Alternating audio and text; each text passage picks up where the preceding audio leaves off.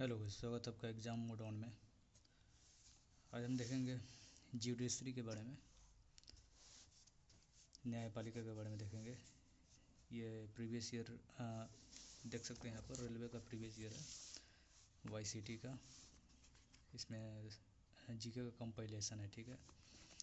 और आज देखेंगे हम न्यायपालिका के बारे में, जो कि इम्पोर्टेंट रहेगा एग्ज़ाम के लिए। तो चलिए शुरू करते हैं। तो पहला क्वेश्चन था हमारा जुडिशरी का। भारतीय संविधान का कौन सा अनुच्छेद संघ राज्य क्षेत्रों के लिए उच्च न्यायालयों से संबंधित है?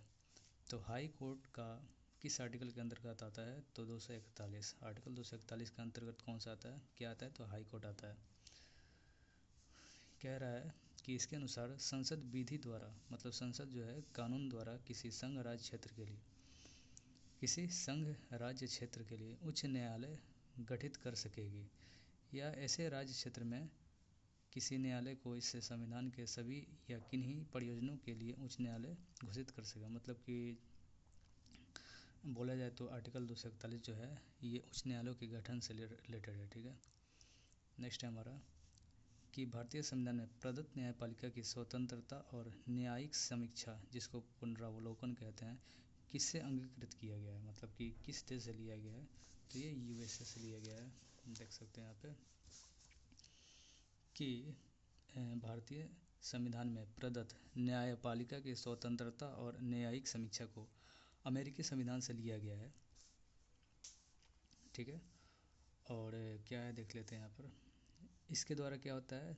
इसके द्वारा न्यायालय विधायिका द्वारा बनाए गए कानूनों तथा कार्यपालिका द्वारा जारी किए गए आदेशों की जांच करती है, और मूल ढांचे के प्रतिकूल होने पर न्यायालय उस कानून व आदेश को अवैध घोषित करती है। जो मूल ढांचा है उसके प्रतिकूल अगर कुछ होता है तो न्यायालय क्या करता है, उस कानून या आदेश को अवैध घोषित कर देता है। संविधान में अनुच्छेद जो 13 हो गया, 32, 132, 133 और 226 के द्वारा उच्च न्यायालय एवं उच्चतम न्यायालय, मतलब कि हाई कोर्ट और सुप्रीम कोर्ट की न्यायिक पुनरावलोकन की शक्ति दी गई है। भारतीय संविधान के विदेशी स्रोत, मतलब कि अमेरिका से कौन सा संविधान स्रोत लिया गया है? तो प्रस्तावना को लिया गया है, मौलिक अधिकार को लिया गया है। ब्रिटेन से संसदात्मक शासन प्रणाली को और एकल नागरिकता को लिया गया है। जर्मनी से आपातकाल को लिया गया है, और रूस से मौलिक कर्तव्य को लिया गया है। नेक्स्ट है हमारा कि उच्च न्यायालय, मतलब कि हाई कोर्ट की रिट जारी करने की शक्ति किसके अंतर्गत आती है, कौन से आर्टिकल के? तो आर्टिकल 226 के अंतर्गत क्या आता है? तो हाई कोर्ट जो है रिट जारी कर सकता है आर्टिकल 226 के अंतर्गत। और सुप्रीम कोर्ट जो होता है आर्टिकल 232 के अंतर्गत क्या करता है? रिट जारी करता है सुप्रीम कोर्ट, ठीक है। और जो है 5 प्रकार का रिट जारी करने की शक्ति है।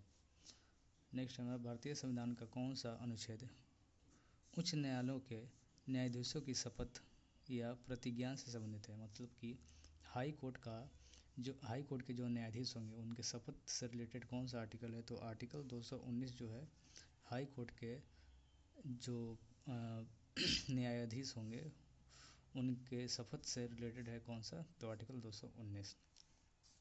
भारतीय संविधान का संरक्षक कौन होता है? तो सर्वोच्च न्यायालय होता है, मतलब कि सुप्रीम कोर्ट जो होता है भारतीय संविधान का संरक्षक होता है। सर्वोच्च न्यायालय को न्यायिक पुनरावलोकन की शक्ति है वो दी गई है सर्वोच्च न्यायालय को, ठीक है। और ये कहाँ से लिया गया है? जो अभी हमने देखा है यूएसए से लिया गया है। नेक्स्ट है हमारा डैश से अभिप्राय उन मामलों से है जिन पर उच्चतम न्यायालय द्वारा निचली अदालतों में जाने से पहले प्रत्यक्ष रूप से विचार किया जा सकता है।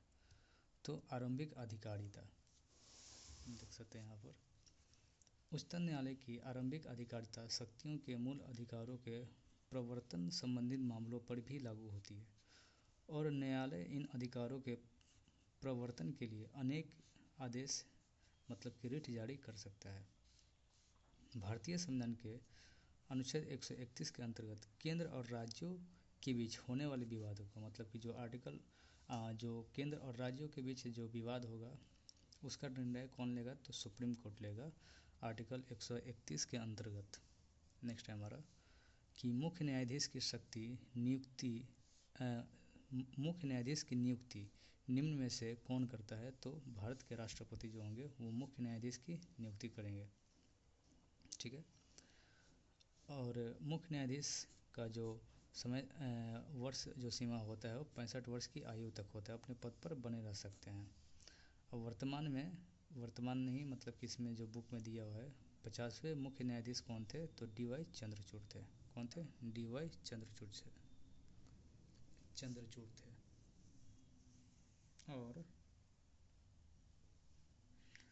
51 मतलब कि 51वें जो chief justice of India CJI है कौन है? तो संजीव मल्होत्रा, संजीव खन्ना।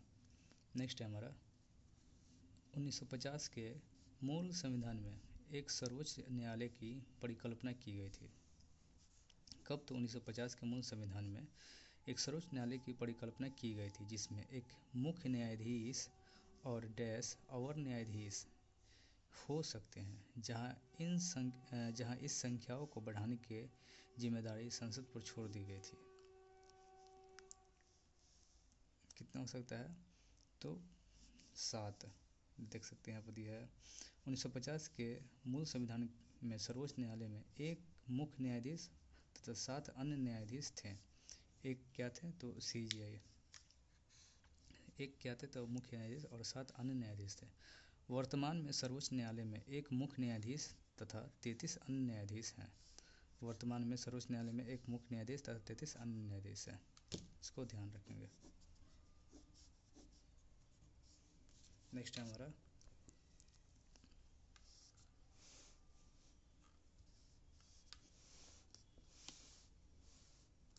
हमारा यहाँ पर कि भारतीय संविधान के अनुच्छेद 124 के प्रावधान के अनुसार सर्वोच्च न्यायालय का न्यायाधीश 10 वर्ष की आयु तक अपने पद पर आसीन रह सकता है।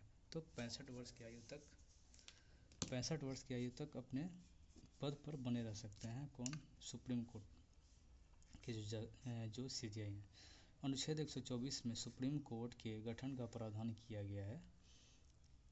संविधान में सर्वोच्च न्यायालय के न्यायाधीश के कार्यकाल के संबंध में स्पष्ट उल्लेखित नहीं है, लेकिन परंपरागत रूप में सुप्रीम कोर्ट का न्यायाधीश जो है 65 वर्ष की आयु तक कार्यरत रहता है। इसके अतिरिक्त वह राष्ट्रपति को लिखित त्यागपत्र दे सकता है